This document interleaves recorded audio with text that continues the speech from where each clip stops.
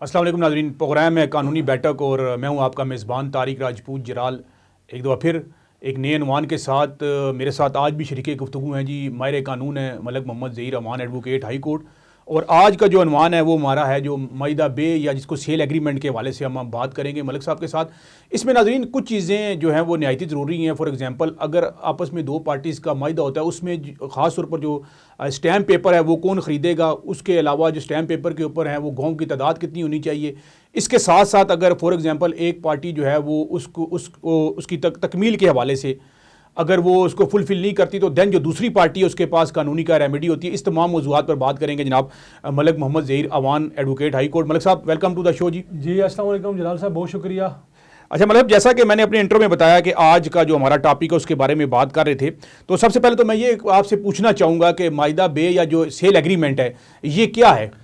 जी जलाल साहब बहुत शुक्रिया। देखें बात यह है कि जब भी कोई शख्स, हमने पिछले प्रोग्राम में भी बात की थी, इससे कबल जो हमारा प्रोग्राम रिकॉर्ड हुआ था, कि जब भी हम कोई मकान की सेल परचेज़ करते हैं या मकान बेचते हैं, कोई प्लाट है, कोई ज़री ज़मीन है, तो जब भी किसी शख्स के साथ हमारा लेन देन होता है प्रॉपर्टी के हवाले से, तो जब हम स्टाम्प पेपर में जब तहरीरी मुआहदे की बात आती है तो हम पुराने वक्तों में तो ज़बानी होता था या किसी रफ पेपर पे होता था, लेकिन आजकल ना स्टाम्प पेपर के ऊपर जो है वो बाकायदा एक तहरीर की जाती है, मुआहदा लिखा जाता है।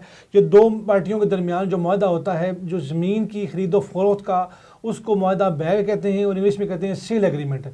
यानी जो जो मकान प्लाट अगर आप परचेज़ कर रहे हैं या सेल कर रहे हैं तो उसमें लिखे जाने वाले उस मुआहदे को माहिदा बे या सेल एग्रीमेंट कहेंगे। माहिदा बे या सेल एग्रीमेंट कहेंगे। चले अब नेक्स्ट फेज़ के ऊपर दो पार्टीज़ के दरमियान जो है वो माहिदा बे या सेल एग्रीमेंट होने जा रहा है, तो उस हवाले से कौन कौन सी खास जो शराइत हैं जिसको दोनों पार्टीज़ ने मद्देनजर रखना है वो काइंडली जरा बताइए। जी बिल्कुल, हमने लास्ट टाइम भी ये बात की थी लेकिन उसको रिपीट भी कर देते हैं लोगों की आसानी के लिए।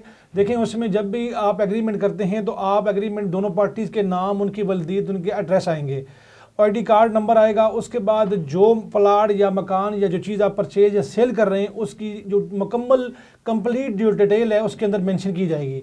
उसके बाद गवाहों का होना ज़रूरी है और फिर उस प्लाट का दुदरबा, उसका मतलब कब्ज़ा किसके पास रहेगा, किसके पास नहीं रहेगा, और जो अमाउंट फिगर जो तय हुई है, जो यानी चीज़ जितने की सेल कितने की हो रही है या कितने की आपने ख़रीदी है और बयाना कितना होगा, उसमें कितनी बकाया रकम होनी है, ट्रांसफ़र कब होनी है, तमाम चीज़ों का मेंशन करना बहुत ज़रूरी है और इसमें गवाहों का होना ज़रूरी है। और एक बड़ी अहम चीज़ जलाल साहब वो ये है कि उस एग्रीमेंट के ऊपर सबके साइन भी होना ज़रूरी है। बाद का जो होता है कि मुआहदा लिख दिया गया लेकिन पार्टीज़ के साइन नहीं है, तो पार्टीज़ के साइन का होना बहुत ज़रूरी है और उसी वक्त करना ज़रूरी है। सबके सामने जब एग्रीमेंट लिखा जाएगा तो दोनों पार्टियां और गवाहों का उसी वक्त साइन करना ज़रूरी होता है, क्योंकि बाद का जो होता है कि एग्रीमेंट कर लिख दिया गया लेकिन किसी एक पार्टी के साइन रह गए हैं, तो बंदा समझता है कि हमारे तो एग्रीमेंट हो गया, लेकिन बाद में जब मामला कोर्ट में जाता है तो फिर वो साबित करना मुश्किल हो जाता है। अच्छा मतलब साहब इसी के क्वेश्चन के साथ ही मैं क्वेश्चन ऐड करना चाहूँगा। आपने बड़ी तफसील से ये बात की, मुझे ये बताइएगा कि जब माहिदा दो पार्टीज़ के दरमियान हो रहा होता है तो उसमें जो स्टैम्प पेपर है ख़ास तौर पर उस हवाले से वो कौन ख़रीदेगा।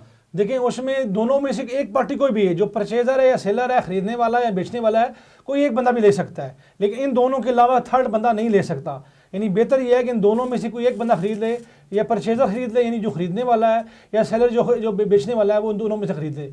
लेकिन आम प्रैक्टिस में देखा गया है कि बाद का स्टाम्प फरोश जो है वो यानी एक दूसरे बंदे के जो जिसका अमल दखल नहीं होता उस सेल परचेज में उसके नाम भी जारी कर देते हैं। मतलब आप ये कहना चाह रहे हैं कि जो दोनों पार्टीज़ हैं उनमें से कोई भी आदमी जो है वो स्टैम्प पेपर खरीद सकता है, लेकिन कोई थर्ड पार्टी अगर कोई स्टैम्प पेपर ले रही है तो उसका मतलब है कि वो वैलिड नहीं है, वो चीज़ वैलिड नहीं है। अच्छा इसमें क्योंकि मैं अगले सवाल की तरफ बढ़ते हुए, क्योंकि ये आम लोगों के जो सवालात हैं हम अपनी कानूनी बैठक में वो पूछते हैं आपसे, देखने में ये भी आया है कि फॉर एग्जांपल एक स्टैम्प पेपर है उसके ऊपर तो आपने राइटिंग जो है वो तहरीर कर ली है, बट उसके साथ जो एक्स्ट्रा कुछ स्टैम्प पेपर अगर मौजूद हैं तो क्या उनके ऊपर भी जो है पार्टीज के साइन या अंगूठे या सिग्नेचर होने ज़रूरी हैं। जी जलाल साहब, जितने भी स्टाम्प पेपर के साथ सफ़े होंगे, जो पेजेस होंगे, जितने भी उसके साथ यानी एक पेज है, 2 पेज हैं या 3 पेज हैं, जितने भी पेजेस साथ लगे होंगे उनके सब के ऊपर तमाम पार्टीज़ के साइन, उनके दस्तखत, अंगूठे होना बहुत ज़रूरी हैं।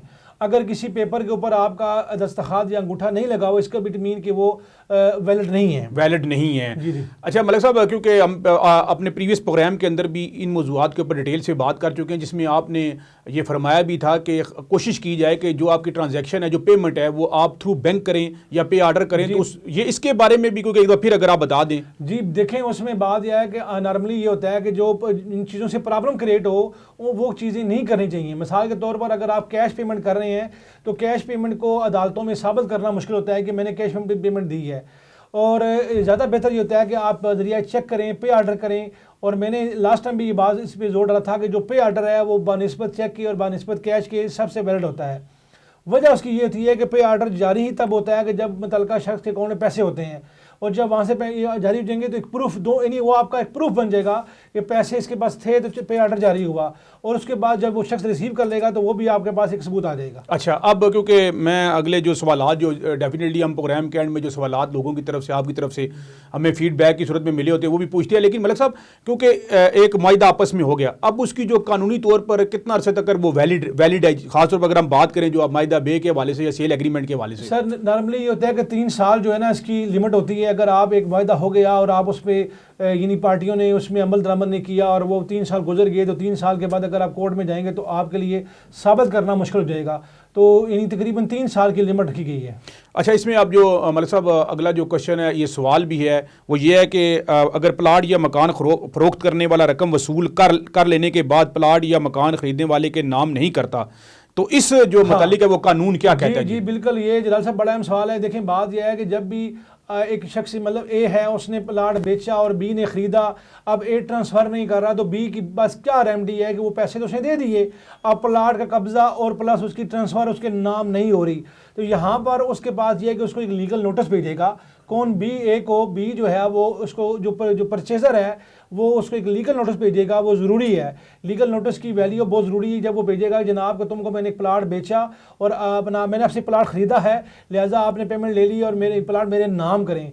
अगर फिर भी वो नाम नहीं करता तो फिर इनके पास ये रेमेडी होगी कि ये सिविल कोर्ट में जाएंगे और दावा तमील मख्सस करेंगे, यानी स्पेसिफिक परफॉर्मेंस का एक सूट दायर किया जाएगा जिसको उर्दू में कहते हैं दावा तमील मख्सस, यानी उस मुआहदा के ऊपर अमल दरामद कराने के लिए कोर्ट की में एक दावा दायर किया जाएगा कि जनाब ये लीगल नोटिस भी इनको भेजा, तमाम चीज़ें ही पूरी कर दी, मेरे नाम नहीं कर रहा, तो फिर सिविल कोर्ट जो है उस पर अपना डिसीजन देगी। अच्छा, इसी के साथ देखें, एक तो वो हो गया जिसने परचेज चीज़ की और जो सेलर था जो बेचने वाले था उसके एंड के ऊपर चीज़ें जो हैं वो परफॉर्म नहीं कर रहा था, तो आपने बताया कि वो स्पेसिफिक परफॉर्मेंस का दावा करेगा सिविल कोर्ट के अंदर। अगर यही चीज़ को अगर मैं दूसरी तरफ पूछूं, फॉर एग्जांपल जो लेने वाला है और जिसने चीज़ सेल की, लेकिन अब जो लेने वाला है वो अपने जो उसके पार्ट पे ऊपर जो मायदे में चीज़ तहरीर थी, अगर वो उसको परफॉर्म ना करे तो फिर देन जो बेचने वाला है वो? जी बिल्कुल जलाल साहब, इधर भी ये अगर कोई बंदा सेलर है यानी फ़रोख्त करने वाला है, उसने एक प्लाट बेचा और जो जिसने ख़रीदा वो पेमेंट पूरी नहीं कर रहा, या वो पेमेंट उसने कर दी थोड़ी, बाकी पेमेंट नहीं कर रहा, वो अपने नाम ट्रांसफ़र नहीं करवा रहा, तो अब ये जो सेलर था जो बेचने वाला इसके ये क्या करेगा? क्या ये खामोश बैठ जाएगा? यानी उसको तो फर्ज करने के 50 लाख की प्रॉपर्टी थी, इसको 20 लाख उसने दे दी है, अब 30 लाख रिमेनिंग है वो उसको दे नहीं रहा वो, अब क्या ये 20 लाख खा के खामोश हो जाए? नहीं। क्यों? अगर वो 20 लाख ले लेता है और उसमें वो समझता है कि मुझे तो फ़ायदा हुआ है, 20 लाख आया है, प्लाट ही मेरे पास है तो मुझे नुकसान को नहीं होगा, लेकिन यहाँ उसे प्रॉब्लम ये होगी कि उसका वो मुआहदा स्टिल बरकरार है जलाल साहब। वो मुआहदा जब तक लीगल नोटिस नहीं भेजेगा, यहाँ पर जो खरीदने बेचने वाला है उसका काम ये बनता है कि वो उसको लीगल नोटिस भेजे। कि क्या भेजेगा कि मेरा तेरा मुआहदा था, आपने मुझे वक्त पे पैसे नहीं दिए, लिहाजा आपके जो दिए के पैसे वो जब्त हो गए हैं, मेरा आपका मुआहदा ख़त्म हो गया है। ये लीगल नोटिस को भेजना कैंसिलेशन का, ऊपर लिखेगा मेरा आपका मुआहदा कैंसिल हो गया है। उसके बाद दूसरा ये है कि उसी मुआहदे को कैंसिल कराने के लिए सिविल कोर्ट के में सूट फॉर कैंसिलेशन दायर किया जाएगा, यानी अदालत सिविल कोर्ट के अंदर वो इसी एग्रीमेंट को कैंसिल करने के लिए एक दावा दायर करेगा कि जी ये मेरा इसका एग्रीमेंट था जो इसने फुलफिल नहीं किया, लिहाजा इसको कैंसिल किया जाए। अच्छा, कैंसिल किया जाए, मतलब जिस तरह आपने लीगल नोटिस के हवाले से आपने कहा, तो क्या इन केसेस के अंदर या इन दावों के अंदर ये मैंडेटरी है कि first of all legal notice भेजा जाएगा कि डायरेक्टली केस भी किया जा सकता है? केस भी किया जा सकता है, लेकिन केस भी कर सकते हैं, लेकिन लीगल नोटिस भेजने का मकसद होता है कि आपने एक प्रॉपर तरीके से उस शख्स को इन्फॉर्म किया है, उसको बताया है कि भाई तुम गिल्टी कर रहे हो, तुम गलत हो, तुम कसूरवार हो, ताकि अदालत में जब हम जाएं तो हमारे हाथ साफ हों, क्लीन हैंड हो। अमूमन ये होता है कि कोर्ट कहती है कि आप खुद गिल्टी कर रहे हो, आपके खुद क्लीन हैंड नहीं आए हो, तो किस तरह आपको इंसाफ मिलेगा?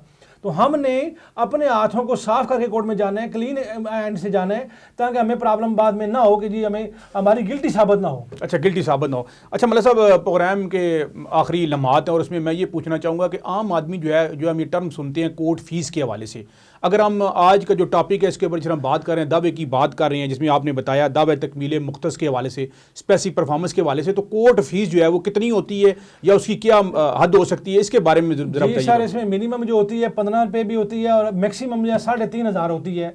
यानी अगर दावा 4 करोड़ का है, 5 करोड़ का है, तो 3,500 जो होती है अब नॉर्मली जो है ना 3,500 होती है। मिनिमम 2,000 भी हो सकती है, 1,000 भी होती है, मतलब आखिरी लिमिट 15 रुपये है।